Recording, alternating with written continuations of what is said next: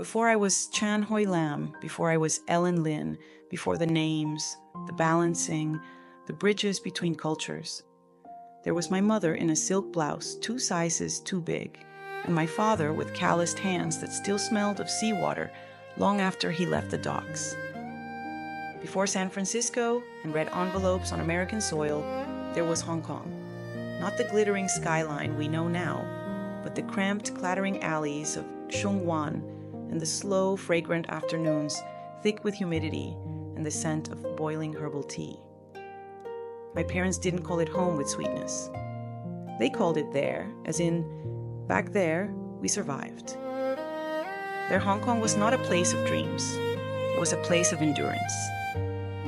My father, Chan Manhua, was born in the New Territories, the oldest son of 5, in a wooden house that had more leaks than walls.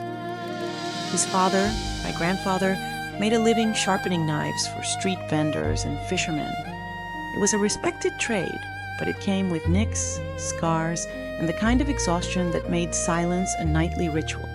My father began working before his 10th birthday, first selling sweets by the tram stop, then helping mend nets for fishermen in Aberdeen. He never learned to read more than a handful of characters, but he knew how to navigate a boat, fix a torn sail, and balance a bamboo pole across his shoulders without spilling a single drop of milk from the tin can dangling at one end.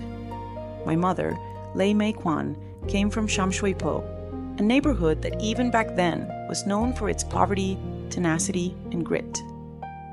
She was the 4th daughter in a family that wanted sons. Her mother passed away, giving birth to the 6th child. My mother was 9 years old. From that day forward, she became a second mother, a laundress, a cook, a stitcher of dreams she never had time to follow. She learned to sew by candlelight, hemming trousers for wealthy British families in mid-levels, her fingers bleeding through cheap thread. She was smart, brilliant even, but brilliance had no place for a girl like her in that world.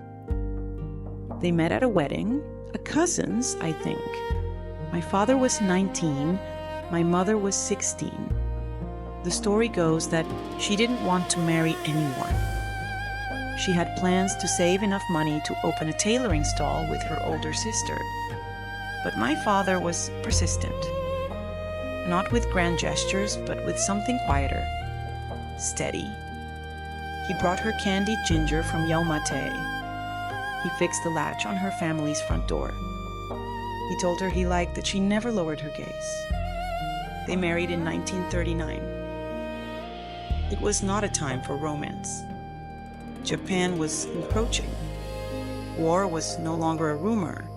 It was a cloud growing thick and certain over the Pacific. My parents, like so many, thought the storm might pass them by. They were wrong. Before the Japanese invaded Hong Kong in 1941, my parents were already living in a rented flat above a noodle shop. My mother was pregnant, her first. That child, a boy, died 2 weeks after birth.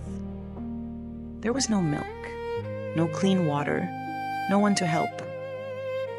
My mother never spoke of him by name, only as my first. A shadow, a prayer never answered. The war took everything but their will. My father found work unloading smuggled goods from Macau. My mother traded sewing for rice, for salt, for anything to feed my father and herself. She miscarried twice more during the occupation. She buried those losses deep, behind her smile and her silence. Before the Japanese attacked a few months ago, their friends had scattered. Some to Canada, some to Australia. Some had simply disappeared. And though the British were willing to protect Hong Kong, stability did not. Rumors swirled of a better life across the ocean.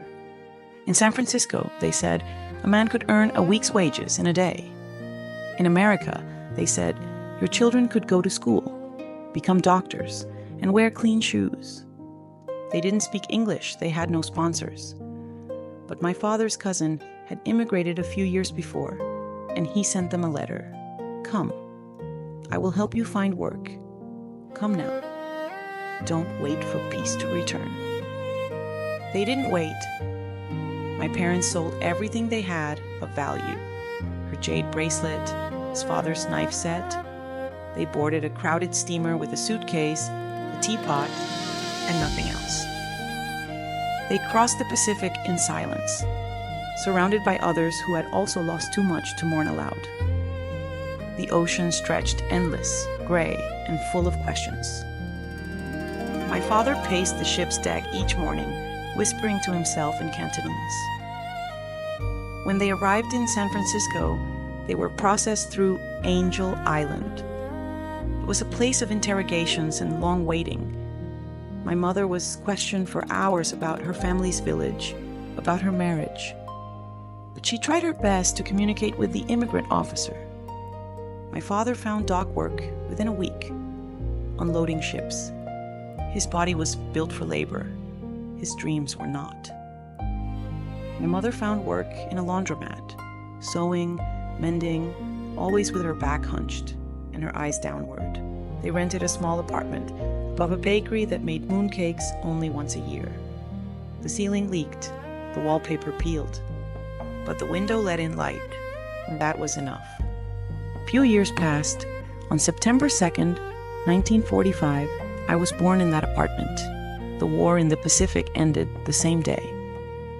My father looked out the crooked window at the newspaper boy yelling headlines and said, "Hoi Lam!" Ocean blue, that's what we'll call her. For the water we crossed and the peace we came for. They didn't know what kind of life I would have.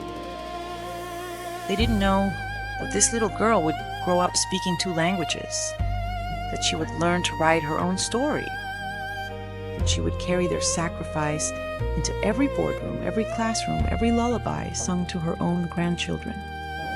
They didn't know that I would become a bridge between 2 worlds, but they hoped. They worked. And in that quiet labor, they gave me something better than certainty. They gave me a beginning. And so, for the story you are about to read, for the chapters of growing up American, falling in love, raising a family, of grief and resilience, know this: I was not born from war. I was born from survival. I was not raised by history. I was raised by hands that refused to let go. And even now, when I hear the ocean, I remember not just where I came from, but who dreamed me into being.